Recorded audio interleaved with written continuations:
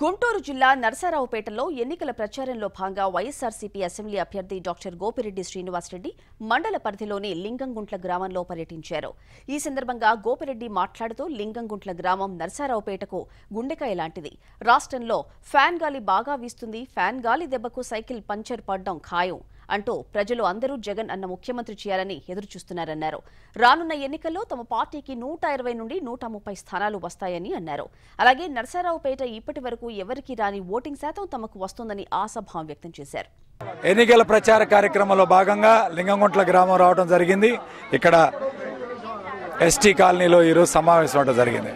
ముఖ్యంగా ప్రజలందరూ కూడా జగన్మోహన్ రెడ్డి గారిని గెలిపించుకోవాలి, ముఖ్యమంత్రి చేయాలని చెప్పి ఒక ఏకైక లక్ష్యంతో ఈరోజు ప్రజలందరూ ఒక ఏకాభిప్రాయంగా ఉన్నారు.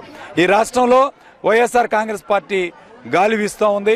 ఫ్యాన్ గాలి దెబ్బకి సైకిల్ పంచర్ అవడం ఖాయంగా కనిపిస్తూ ఉంది. ఈసారి తప్పకుండా 120 నుంచి 130 సీట్ల దాకా వైసీపీ గెలుచుకోవడం ఖాయం.